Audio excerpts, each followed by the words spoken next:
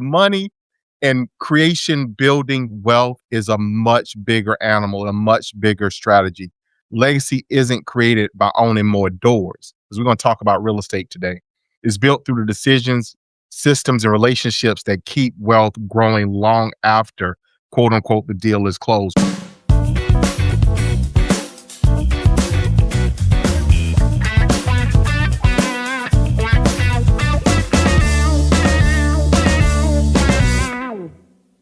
Good morning, great morning. Welcome to another fabulous episode of Exit Strategies Radio Show. Hey, I am your host, Corwin J. Millett, broker and owner of Exit Realty, Low Country Group in beautiful North Charleston, South Carolina. Hey, if this is your first time listening to this show, you sir, man, for a treat. Our mission here is very simple. That is to empower our community through financial literacy and real estate education, guys, with legacy building. That is what we do. Always got to give a quick shout out to those who I love faithfully. Y'all know how I feel. And y'all know I always say this, Elder, Pastor, Vanderbilt Evans Sr. Hey, look, got to give him a shout out. That guy will snatch me up if I don't. And it's always a trip because he will snatch me hard. My mama out there in Moncks Corner, y'all out there in Hollywood, with no good. My folks listening in the PD, Marion Mullins, y'all know I love y'all. Thank y'all so much for tuning in. Look here, today, legacy through leadership, system, strategy, and mindset for generational wealth. Now, look here, y'all know we like to talk about money around here because we want y'all to have some of it. That's why we talk about it. But look here, money and creation, building wealth is a much bigger animal, a much bigger strategy. Legacy isn't created by owning more doors, because we're going to talk about real estate today.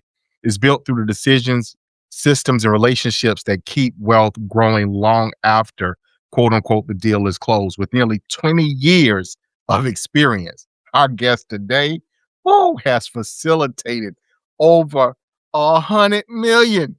Look here, that's a tenth of a bill right there. You know what I mean? That's what we're talking about today. We're talking about money and creation of wealth, over $100 million in real estate transactions. So Dan Rivers reveals how discipline investing, guys, value-driven partnerships, and purposeful mindsets help shift the wealth and the creation of wealth for families that truly and truly last. Now, Dan is an awesome guy. Y'all gonna love him. I love him already. Y'all gonna love him. He is the opportunity architect. I love when he said that. It blew my mind. Over at Synergy Stays, where he builds systems that create predictable income and long-term asset performance, guys. Has a deep network of contract lenders and industry partners, and collaborate with them and have a relationship. A relationship that's built on trust and mutual benefit. He is known for turning challenging situations into stepping stones. Look here, we're going to step on them things that ain't got nothing. No, we're going to just walk all over them. Using resilience and mindset to help shape, quote unquote, his own legacy. He's passionate about empowering everyday people. So guys, I want y'all to tune in on this and to help people build wealth intentionally and live life, if you will, on their own terms. So Dan, I can go on forever because you is my kind of guy. Welcome to the show. I just want to say I appreciate you, Corin. Thank you. That was a great introduction. That was amazing. And honestly, that is my drive. I was just mentioning to you, I have a 6-month-old boy at home, a 4-year-old girl, and the biggest focus in life is not just building wealth, as you said, but building a strong mindset, building confidence, building self-worth, being able to not have imposter syndrome as you go through these bigger phases in life. Because I know I did. I had imposter syndrome bad, and it took me years to get over. So I want to build that confidence up in these kids and give them that mindset to be as successful as possible. That's what excites me. So Dan, let's jump right in. High level, what is it that you do?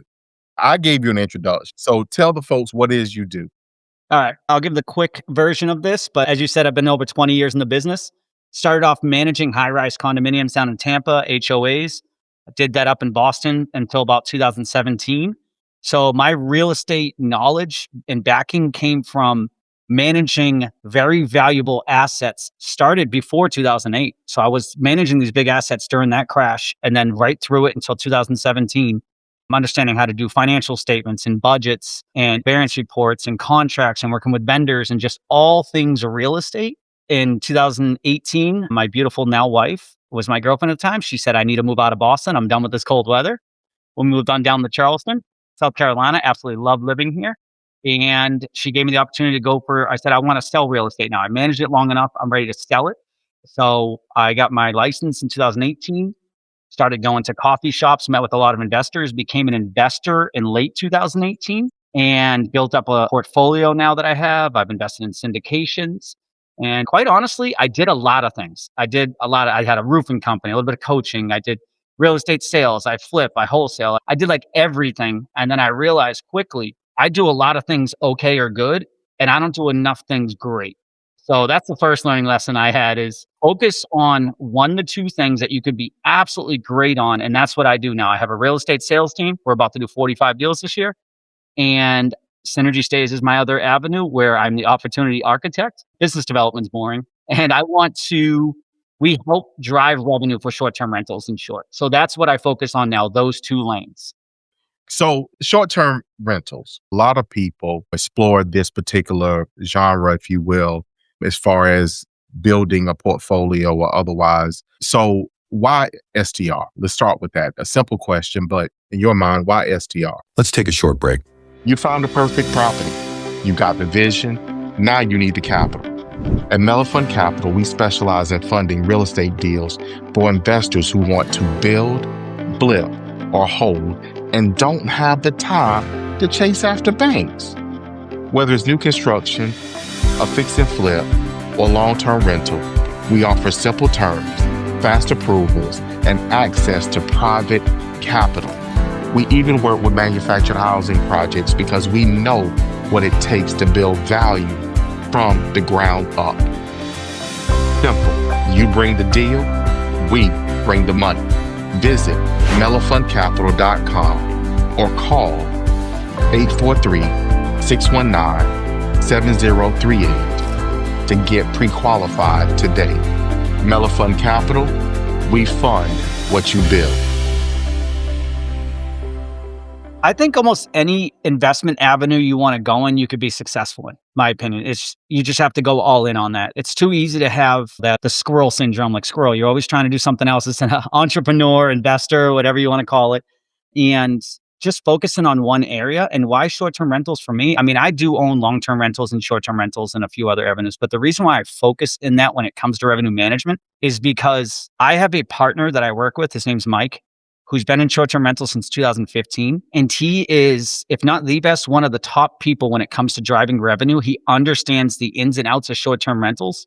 So when I'm able to be a part of a company that I know not just be good, can be absolutely great and change the industry, it excites me more than anything in the world. So that's why short-term rentals, and we can go into house hacking with the short-term rental, such a great play for early on investors, or owning short-term rentals is nice for tax strategies, as well as just having a house that's always show ready, always kept up in great maintenance condition. Because I know all your long-term rental landlords out there, we know how it is when a tenant's been there 3 years, you go into that house and you got to throw $20,000 in CapEx on that house pretty quickly. So there's a lot of benefits to short-term rentals. But the thing that excites me the most is I know that we are great at driving revenue, and it just excites me. So you're an expert in this field. All right, let's get that on the table. For our listeners, guys, look, don't question him because he know what he's talking about. He has the experience, all right? So established, right? Baseline. For you, for Synergy Stays, yourself, your partner, Mike, what does this look like? Like when you are eyeing a property, what's one of the first things or the things that are most important to you guys as you analyze a property for a potential STR or long-term? Yep. You're talking about purchasing it or a potential client for us to Well, for service? let's cover both. Yeah, let's start with purchasing. Let's start with purchasing. This is so important because we see it all the time. And I know I've done it myself, where if you're an investor minded, you want to get a deal on your house. At the end of the day, you want to feel like you won, and that's all that matters, which is fine when you're flipping a house maybe or other avenues. But when you're buying a short-term rental, so many times people buy a house that they want and then try to force it to become a short-term rental without really understanding what the possible revenue projections are for that. And not to mention, year one of a short-term rental is going to be drastically different than year two and so on, because you have to build up your ratings, your reviews, you have to build up your search rankings. So when it comes to buying a short-term rental, the advice I give to people is treat it like you would treat, when you're buying your home, you would have a home inspection. Mhm. One thing that we do, or do it however you want, you can do it on your own through these pricing tech software, is do a detailed analysis of the market and the home itself and really understand what you're buying and what its potential is, what your competition is, what amenities they have. Can you even mirror that? You go buy a house in maybe the mountains because you're like, hey, I want to go buy a house out near Asheville. Wonderful. That's awesome. Are you walking distance to a downtown? Do you have mountain views? Do you have a really steep slope driveway? There's a lot of factors that are involved that may affect the actual revenue you're able to produce for that. It's not Mm. every house is exactly alike just because it has 3 bedrooms, 2 bathrooms, and 2,000 square feet with a hot tub. So it's really understanding what you're buying, where you're buying, and do your due diligence before you purchase it so you don't have those uh-oh moments and you're trying to force a house to become a short-term rental. We see that time and time again, and that's where people usually lose their money when it comes to purchasing a home. So buy it for have the right intention. So buying a home that you like because you might want to retire to it 30 years from now or whatever time period, it may not make a good STR. That's what I just heard. So what about the other side as you're advising, as you're working with potential clients and assisting them? How do you have them approach it? Just like everything, and I know you know this in the industry, you're an expert too, been in this forever. It's like having strong teams by your side, whether real estate sales time, you got the attorney, you got your insurance agents, you got your lenders, you got to have good teams. That's how I visualize it when it comes to working with an investor or a property manager. We're part of your team to help maximize the revenue for your property. So what we're looking for is we take all the pricing off of your plate. We go through, we take care of booking up your calendar, we take care of driving that revenue through a lot of different levers. We take care of helping optimize your listing, which is key, or give you tips on things that you can do to make your listing better. Those are all the things that we're going to do to maximize your revenue and a lot more. We could talk about that for a while. But what I'm looking for is someone who has good ratings, 4.75 and above on Airbnb, someone who cares about the guest experience because we don't message the guest, we don't create the experience, we solely drive the revenue. So when we partner with someone who cares about that experience side of it, and then we can just handle the revenue, they're our absolutely best client to work with because we just crush it. We can hit the top of their revenue projections if we both work together as a team and stay in our lanes. Yeah, that's smart. So something you touched on, Dan, and we talk about this on occasion on the show about not making a decision emotionally. So you guys really, delve into learn, know your analytics. So what does that process look like for you? You made mention of, okay, look, we handle this. We leave this to you, but we handle all of this. So what does that process look like from start wherever you want to start and give however much you want to give, but what does that process look like for you for Synergy Stays in working with a client? Yeah. So the easiest part about it, onboarding is pretty simple. So we'll kind of skip past that, but basically we have a link, they fill out all the information, we get access to their PMS or Airbnb, VRBO, whatever OTAs they're on. We get access through the back end and then we take over from there and it's nice and easy, nice and smooth. So the onboarding part's pretty simple. So now let's dive deep into the expectations and what happens from there. First things first is we check their search rankings because no matter how beautiful your home is and how well priced it is, if you're on page 10 and 12, and I mean, we've had people that are on page 18, you're not getting booked, or you may get booked, but you're going to be the last ones to get booked, and your pricing is going to be dropping because of that. So we help optimize that listing right away. That's first and foremost, because you know what you're laughing here. So do you have an experience? No, but look here, nobody's going to page 18, No, man. no, they're not. They're not going to page 18. Yeah. That's first and foremost. We actually had a client that I think they moved up like 100 spots from page 16 to page 2 in the first couple of weeks. And that's what we focused on because we needed to get them searchable. Some people are better. Some people are searchable. We don't have to spend as much time on that, but that's done through optimizing your listing. I know you say this all the time, Corin. I can guarantee you do to your listing clients. Get professional photos. We're not doing cell phone pics. It's the same thing with short-term rentals. The amount of cell phone pics out there is, listen, the iPhone has a nice picture. It can take nice pictures, but not for a listing. Mm. Not for a listing. But pictures, the title, believe it or not, you don't title it properly. You could title it the Magnolia House. No one knows what that is. You may want to title it House with Pool Table and Jacuzzi or 4-bedroom pool table and jacuzzi. It sounds kind of lame, but you're getting right to the point of why someone's going to book that house. To labeling your pictures, to making sure you have at least roughly 20, 25 pictures, getting some action shots if you want. It's not the MLS. You can have action shots in there, people enjoying themselves. to just making sure you check off as many amenities as you can. And I'm not talking about you have to have a pool. I'm talking about maybe it's kid friendly, have a crib, pack and play, toys, as many checks as you could make. You're Mm. going to help your search rankings when it comes to someone looking for your short term rental. So, first and foremost, that is what we do. After that, we do daily, weekly, and monthly cash flow rhythms where we're constantly tweaking, changing, setting up pricing discounts, setting up a lot of different things through Airbnb or through Mhm. Price, what we use.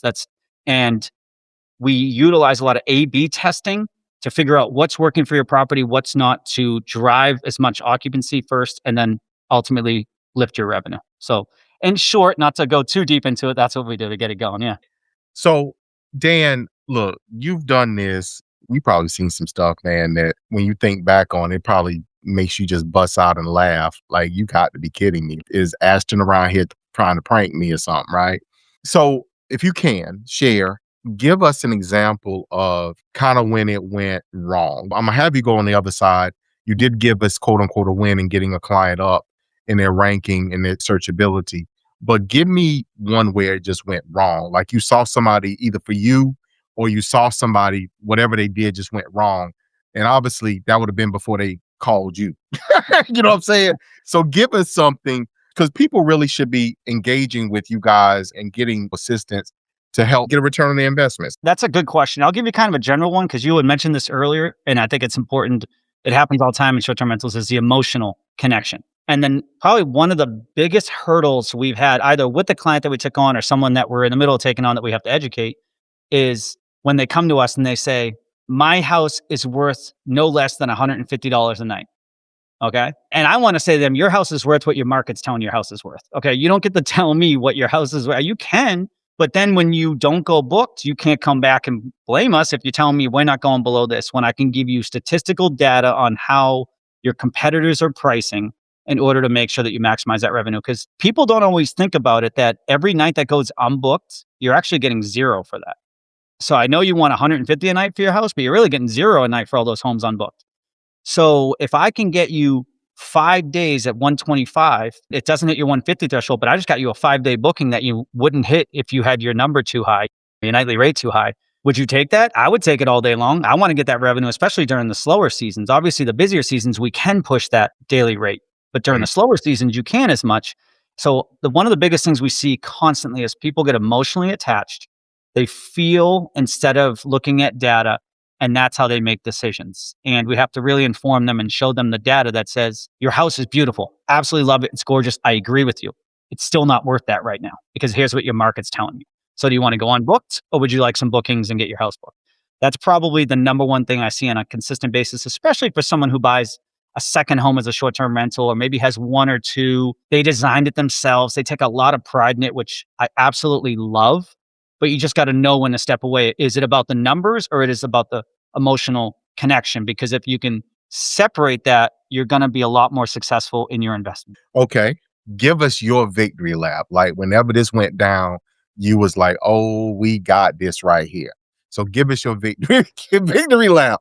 I'll tell you, we obviously have quite a few, but one of my most favorite victory laps is this one. And I love how my team, and this is my team, and I'm going to give a shout out to my team, revenue managers, partners. Like I have a whole team here. And the only reason why we're successful is because it's all of us working in our lanes as best we can. So that's why we do what we do. But my team, we took on a client last November 25th, so a year ago.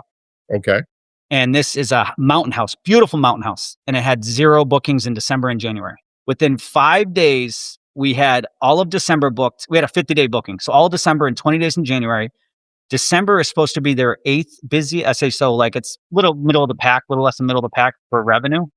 It was the most revenue they made in a month in the 16 months that they owned it in the first month that we took them open. Now, that doesn't always happen, and I'm not going to, but that just felt good. I hear these things all the time. I had another person with a mountain house up there. I literally ran into him 2 weeks after we took over, and he was here. He's actually on our website, one of the testimonials, and that's a legit testimonial because he started telling me, I was like, wait a second, I got to film this. And he's like, dude, you just took over I never even pay my mortgage these winter months. You literally just took it over and I've made more money than I've made in the past 6 months. And usually I don't even break even. And it just felt so good to hear that listen, it's not all roses. There are issues. Obviously it's always A/B testing. Nothing's perfect, but when you hear these wins from the people you're working with, it gets you excited. It gets you knowing what you're doing is something good. So, question for you here. All right. And I'm going to kind of shift this a little bit because you guys, you advise on everything, like the entire power picture. So sometimes people, matter of fact, one of the things that's interesting is all get out to me. And because on occasion, I do stay at short term rentals. And one of the things that's very interesting to me is when you look at a house and it's extremely dated, no improvements, none of that stuff, and sometimes people feel they have the market cornered, so to speak, got limited options, limited inventory. But the reality is that you got options, you're gonna stay there. And if you don't have other short-term rentals to stay at, you're gonna stay at a hotel. Yep. So how do you guys advise people, or what is your advice in that arena as far as updates, houses that built in the 60s and 70s and you go in them, they still feel like and look like they were built in the 60s and 70s? I think one of the biggest things to do is, and I know we do this on the real estate side too, is you just go to them and show them competitors or the ability of what they can do to make their house better and provide better. And I want to start here though. I never want anybody to feel like they're in a financial hardship. Like you need to go spend 50 grand or your house isn't going to make anything or whatever the case is. Obviously you want to be honest with them and tell them what the potential value is for the house, but they also have to be able to afford that and not put themselves in too much of a financial bind. But I would just go and pull data and say, hey, listen, right now you're operating, let's say the revenue you're bringing in is in the 50th percentile. And Mhm. if you do these updates to your house, and it's not like a house you're trying to sell, you don't necessarily have to go crazy on updating. Maybe you add a few amenities, a little bit of paint, and even paint the cabinet, whatever it is. You do these five to $10,000 worth of renovations. You have the potential to jump up to the 75th percentile of your market, which is an additional 15,000, 20,000 a year, whatever that number is, and then show them those numbers and say, it's up to you at the end of the day. But for this little bit of an investment, because everybody's looking at their ROI. If I put in 10 grand, you tell me I can make 15, I do that all day long. If I had to put in 100 grand, you tell me I can make 15, still may do it, 15% on 100 grand, but it's not as enticing or appealing at that point. So I just look at it in that way and like, what would I do? I would say, hey, listen, here's what I would do. I'd start off with these updates here. Shouldn't cost you too much. And here's what we should start to see. And if we do, we can always do maybe tier it and do the other updates at a future time. So again, it would just all sit down and talk about the potential return on their investment, what that investment looks like, and what the potential revenue is from that investment. So let's stretch that just a little bit further here, Dan, because again, quick returns, right? But if someone is doing this, let's say they've gotten themselves into accumulating or building a portfolio, short term rentals are part of that portfolio. And this is generation. They're looking for this to be there to help them through retirement and leave for their children to continue on. How do you advise differently in that setting? Like, I'm assuming that in that assessment, initial intake, if you will, this conversation usually comes up. Like, what's your long term? What's your long term play? How do you advise them to make sure they're having the right impact for any improvements or anything they do with the property today? Yeah, I'd say it would be somewhat similar, but obviously you got to look at the big picture. I kind of look at everything in the big picture. They say my buddy, a good friend of mine, he owns, I don't know, 3,000 units, something like that. And we were chatting the other day. He was talking to a billionaire with a B. And he's like, how do you think differently? He's like, billionaires think the next 50 to 100 years. Whereas like we think maybe, hey, the next 2, 3 years, how are we going to hold it? So an answer to your question is I try to think of everything as much as possible. It's like, hey, what at least the next 10 to 20 years. If you sell it in between that, that's up to you if you want to do that. But why are you going to buy something unless you're a flipper? Why are you buying something that you're planning on moving in the next 2 to 3 years? You don't know market cycles. You don't know exactly where it's going to land, what the value of that house is going to be. It's going to be kind of hard for predictions on that point. You're buying these investment properties most likely for your legacy wealth to hold on to for the next 10, 20, 30, 40 years. So I would think in that aspect of it, and I would almost look at these properties. I'll go back to my days of managing high-rise condominiums on the beach and all that stuff. It's you have a reserve study and you kind of have a game plan. It's like, hey, in the next 5 years, here's the things I want to get done. In the next 10 years, we know we're going to have to do a roof and maybe add these other items in there and kind of look at the next 20 years, every 3 to 5 years, what's the money they're going to have to put in all those times and start making sure you put the money in where the revenue is going to spit out first, and then you could start tackling the other things because your revenue is going to pick up at that time frame. So that's how I probably look at it. And those, if someone wanted me to go more of a detailed analysis for their legacy, is hey, we want this thing not only being a great asset for you now, we want in 20 years for it to continue to be that great asset. So, Dan, we're getting close to the end of today's show. So, I want to make sure we take an opportunity now to get your contact information out here on there for our listeners? How can people reach out to you, get connected to you, Synergy Stays, whoever? Yeah, so you could follow us on Instagram or Facebook at Synergy Stays. And then our website is synergystayslocal.com. That's synergystayslocal.com. Yeah. I love it. I love it. So, guys, look, our listeners, guys, please remember that. Please get connected. Short-term rental is not just run of the mill. There's a lot of stuff in there. We've had conversations on there. So don't forget those, but reach out to Dan. Make sure you connect with them because he can give you some insights that will probably blow your mind. All right. So, guys, look. So, Dan, you have had a lot of experience in this space. So I'm going to frame this as kind of I ain't gonna call it a mic drop question. It's not that, but it's definitely some hindsight in there, right? At the mic here, you drop it. Look, so hindsight, the experiences that you've had, the things that you've been through, if you can go back and knowing what you know now, what would you have done differently?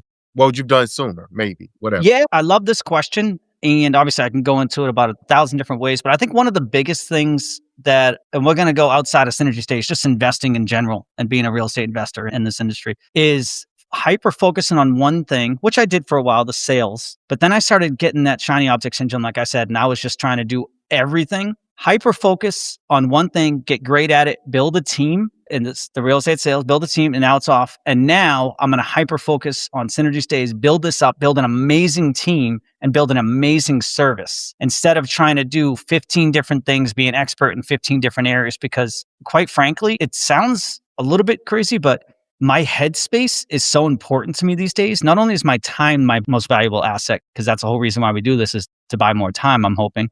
That's most people at least. But my mind is the most valuable asset. And when I'm doing flips and 15 different things, it is completely easy for me to burn out and not be thinking like high level. And since I've gotten rid of everything off my plate and focused just on Synergy Stays right now, it is amazing the connections I've made, the opportunities I'm creating, the ways the company's able to go in and how we can build it just to be an absolutely amazing business. So it would be hone in, figure out what you want to do, and just go all in on one thing and just be great at it. That's what I would tell my younger self. Wow. I love that. So, Dan, look, I want to thank you for taking time out of your busy schedule, man, to be on the show with us today. I really appreciate it. Thank you, thank you, thank you. I appreciate you, Corin. Thank you for having me. It was a great discussion. So for our listeners, guys, look here, legacy is intentional. It's built every time you analyze a deal with discipline. Got to learn that, guys. Build a system. Dan told y'all that lasts and choose partnerships that are rooted in trust. Wealth isn't what you pass on. The wisdom and the structure are. Now, my takeaways from Dan today, real estate gives families a chance to break cycles, to create something that outlives them because it's temporary while we're here. When you combine strategy, consistency, and the right mindset, you're not just investing, you're building a true legacy. So Dan, one more time, I want to thank you for being part of the Exit Strategies radio show family. I appreciate you from the bottom of my heart. Same here. I appreciate you, Corbin. Thank you. For our listeners, look, y'all know how I feel. Y'all know what I say. Y'all know I put the two of them things together and I give it to you this way, which is to tell you that I love you. I love you. And we're going to see you guys out there in those streets.